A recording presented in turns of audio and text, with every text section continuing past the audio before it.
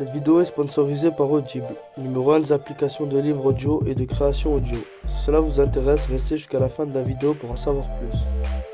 Que ce soit dans les films comme aux informations, on voit toujours avocats et avocates se présenter aux audiences avec de grandes robes sombres. Et pas n'importe quelle robe.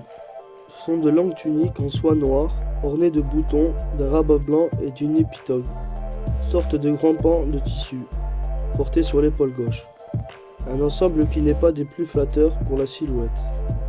Mais pourquoi ces juristes s'obstinent-ils à s'habiller de cette manière?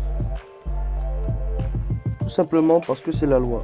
Dans son article 3, la loi du 31 décembre 1971 stipule en effet que les avocats en exercice revêtent dans l'exercice de leur fonction judiciaire le costume de leur profession. Qu'ils soient pénalistes, spécialisés en droit public, fiscal du travail, etc., à savoir la toge. Les magistrats du parquet, juges, procureurs et greffiers en chef portant des costumes ou autres, à quelques différences près. L'objectif est de pouvoir distinguer le représentant de l'exercice de la justice et professionnel du droit dans le tribunal d'instance, tribunal de grande instance, tribunal de commerce, tribunal correctionnel et tout autre tribunal, ainsi qu'éviter l'inégalité d'apparence entre confrères selon le jargon du métier, une question de déontologie. Par contre, une fois sorti du palais de justice, interdiction de porter la robe dans le métro pour recevoir un client et même dans l'intimité. Seules les dérogations possibles, la solennelle prestation du serment ou l'enterrement des collègues. Bien qu'elle ne soit obligatoire que depuis les années 1970, la robe noire est d'actualité depuis le Moyen-Âge. À cette époque, la justice est considérée comme étant de droit divin.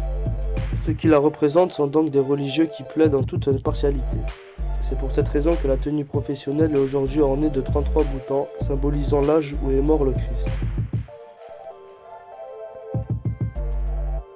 Depuis, de nombreux détails ont bien changé. Si au Moyen-Âge la robe était munie d'une traînée témoignant de la puissance de celui qui la porte en permettant de tenir la plèbe et les justiciables à distance, elle tombe désormais à mi-mollet.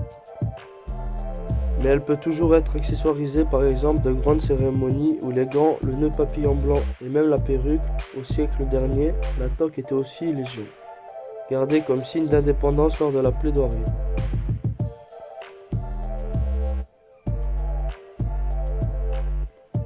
Même s'il paraît des plus simples, l'habit est bien plus cher qu'on ne pourrait l'imaginer. Pour cause, il est intégralement fait à la main, son prix peut ainsi varier de 900 à 3000 euros, et parfois plus. Le record étant pour la robe de François Mitterrand, vendue aux enchères pour 8000 euros il y a quelques années.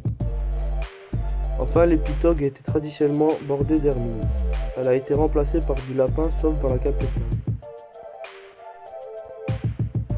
En effet, les avocats parisiens du barreau de Paris en portent une, dite veuve, sans fourrure.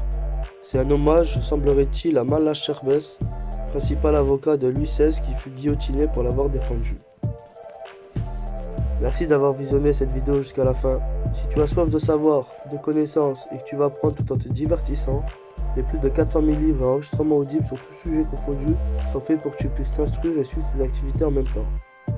Si tu es intéressé ou que tu veux simplement soutenir notre chaîne, je t'invite à cliquer sur le lien en description et à prendre ta période d'essai gratuite pendant un mois.